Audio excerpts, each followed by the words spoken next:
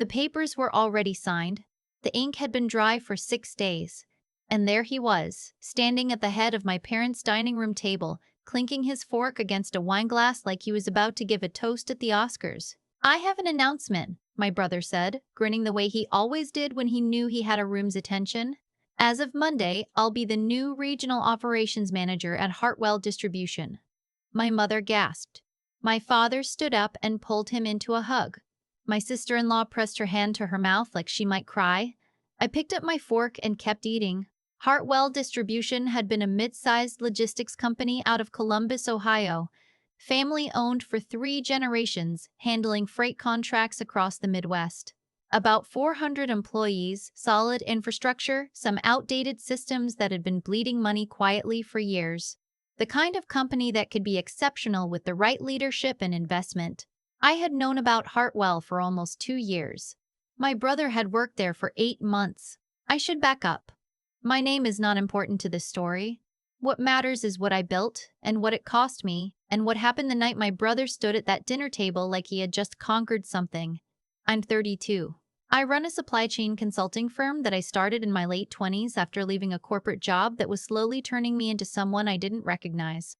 My firm works with mid-sized companies. We identify operational inefficiencies, we restructure, and in some cases, we acquire. We had done 4 acquisitions in the past 3 years. Hartwell was our 5th. My brother is 36.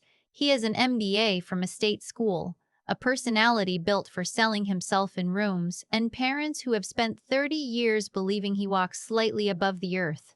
I have none of those things working in my favor. What I have is a very good accountant, a partner I trust completely, and a habit of working when other people are sleeping. Growing up, the split was never announced out loud. Nobody sat me down and said, "Your brother is the favorite." It was subtler than that. The way my father introduced us at his company parties. My brother first, with details and pride, then me, with a vague gesture and a subject change. The way college application season went in our house, my brother got weekends of campus visits and application essay workshops at the kitchen table. I got a library card and the understanding that I was resourceful. I don't say this looking for pity. I stopped needing their validation somewhere around 24 when I realized the approval was never actually coming, and I had been holding my breath waiting for something that wasn't going to arrive. What I did instead was work. I wagers through college.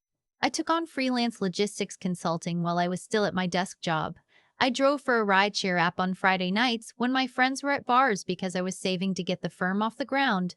I missed Thanksgiving one year because I had a client call I couldn't reschedule.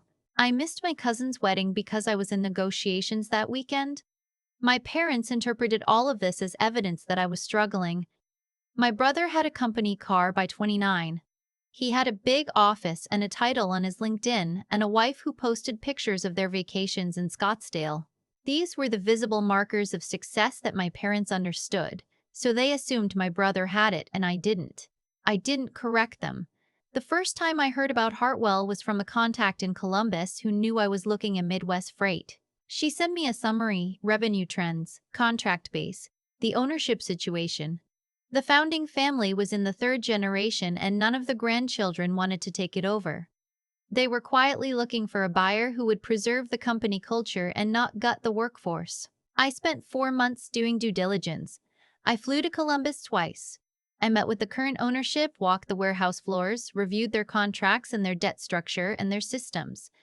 I brought in my partner and 2 consultants I trusted. By the time my brother took a job there as a mid-level operations coordinator, I had already been in serious acquisition conversations for 3 months. I didn't know he had taken the job there until my mother mentioned it at Easter dinner, the way she mentioned everything about him, breathlessly, like reporting breaking news. "He's at this wonderful distribution company in Columbus now," she said. "Very established, very respected. He's already making an impression." I nodded. I asked her to pass the rolls. The acquisition closed on a Thursday in late October. It was a 7-figure deal, the largest my firm had completed. I sat in a conference room in Columbus with our attorney and the founding family's attorney, and we signed a stack of documents, and then I shook hands with the woman who had built the company's current operational structure, and she looked at me and said, "Take care of it." I said I would. I meant it. I drove home that night with the windows down even though it was 40 degrees. I called my business partner. We talked for an hour. Then I made myself a bowl of cereal because I hadn't eaten since noon, and I sat at my kitchen counter and I thought, no one in my family knows this happened. My parents didn't know what my firm did, exactly. They knew I did consulting and that it seemed to be going okay, though they worried I didn't have good benefits and had I considered going back to work for a real company with a 401k match. My brother knew even less. I had stopped giving him professional updates years ago after he spent a holiday dinner explaining to me, in careful, slow words, how business actually worked. I had 6 days between the closing and the family dinner my mother had scheduled, a Saturday thing, nothing special. She just wanted everyone together. In those 6 days, I said nothing. I thought about saying something. I picked up my phone twice to text my mother. I put it down both times. I wanted to see what would happen if I just waited.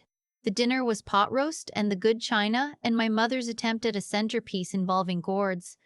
My brother and his wife arrived 15 minutes late, which was standard. My father had already poured wine. My sister-in-law had brought a dessert she had clearly bought from a bakery and replayed it, which was also standard. We ate for about 20 minutes before my brother set down his fork. I noticed the pause. I noticed my sister-in-law straighten slightly in her chair. They had clearly discussed the timing of this.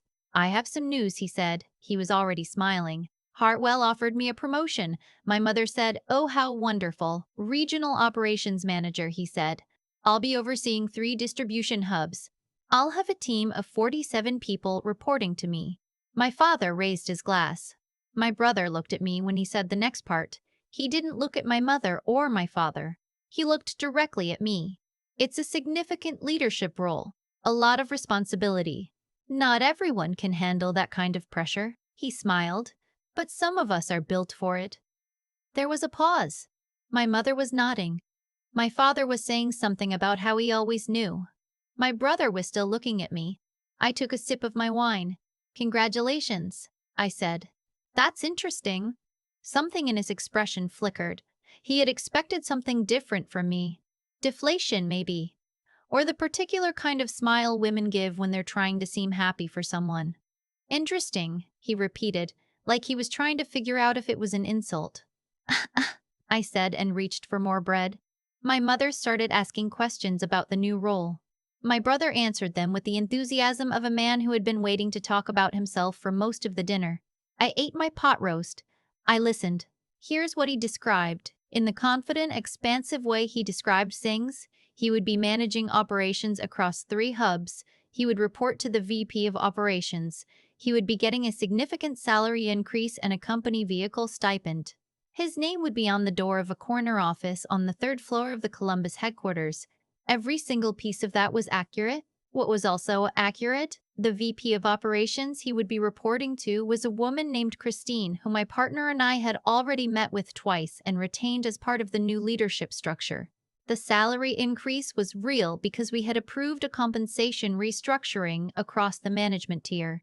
The office on the 3rd floor existed because I had walked past it during my second site visit.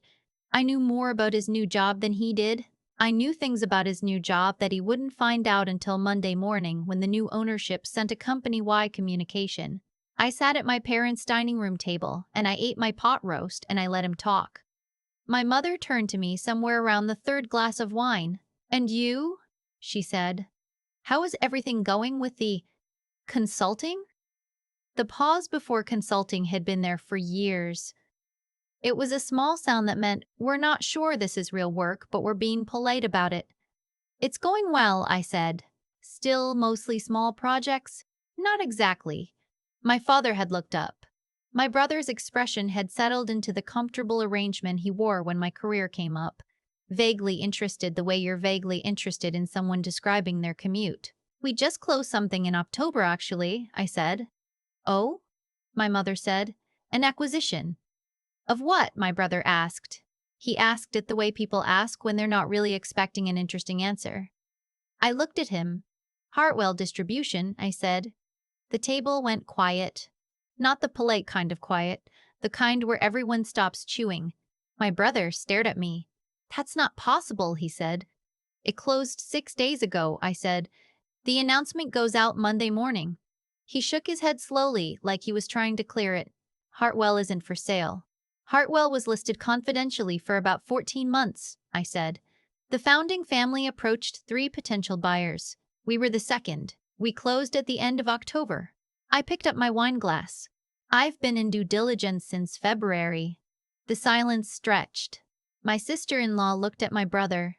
My father looked at my mother. My mother was staring at me with an expression I had never seen on her face before. "You own Hartwell," my brother said. "My firm does, yes." He sat back.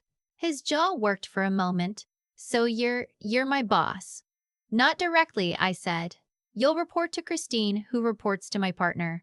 But yes, structurally." I set my glass down. "Congratulations on the promotion, by the way." The role was part of a compensation restructuring we approved before closing. He stared at me. "You approved my promotion," he said. "I signed off on the restructuring, yes." The dinner lasted another 40 minutes after that. They were the strangest 40 minutes I have spent in that house, which is saying something. My brother barely spoke. My father kept starting sentences and not finishing them. My mother refilled her wine twice in 15 minutes. My sister-in-law, to her credit, asked me 2 actual questions about the firm and seemed to be doing the math in her head. What I did not do was gloat. I want to be specific about that. I didn't make speeches. I didn't list my accomplishments or explain how hard I had worked or remind anyone of the things they had failed to notice. I answered the questions that were asked of me, and I ate my food. The gloating would have been easy. I had imagined a version of that conversation a dozen times. In some of those imagined versions, I said quite a lot. But sitting there in real time, I found I didn't need to say any of it. The math was already done. The room understood.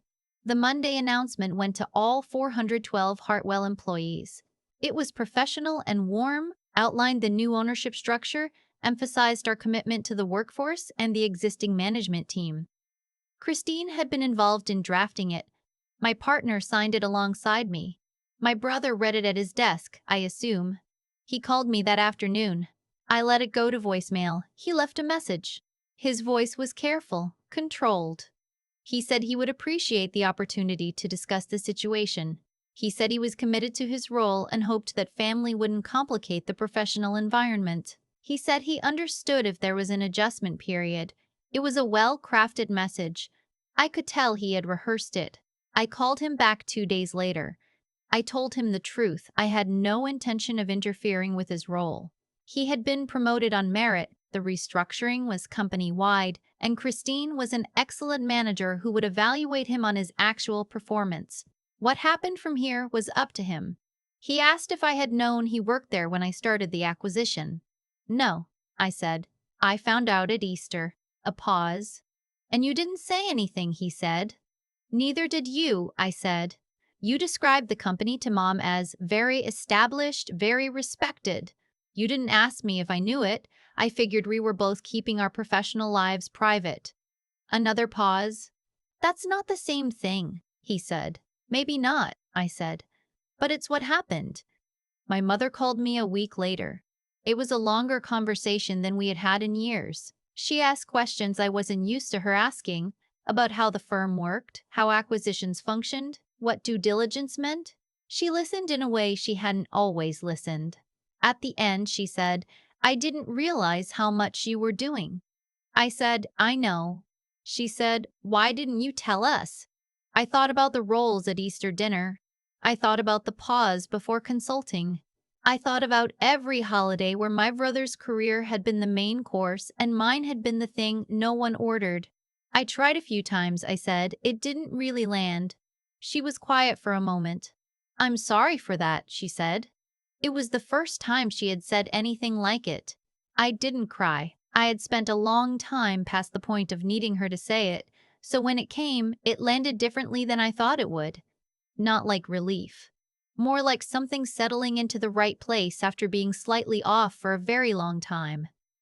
"Thank you," I said. "That means something." My brother has been at Hartwell for 4 months now. Christine tells me he is capable, and that he works hard, and that he has, notably, stopped prefacing his opinions with the phrase, "in my experience." The way business actually works is, she said this with a completely straight face. I saw him at Christmas. We were civil. We always will be, probably, in the particular way of siblings who grew up in the same house and arrived at adulthood as near strangers. He didn't bring up the acquisition. I didn't bring up the dinner table. What I keep thinking about is not the moment I said Hartwell Distribution and watched the table go quiet. That moment was real and it was something, but it wasn't the point. The point was the February morning when I drove to Columbus for my first site visit, alone, in a rental car with a cup of gas station coffee and a folder of financial documents, and I walked into that warehouse and I looked at what it could become, and I thought, I can do this. Nobody was watching. Nobody was going to call my mother to report it. There was no toast, no good china, no fork against a wine glass. Just me and the work and the thing I was quietly building. That's always been enough.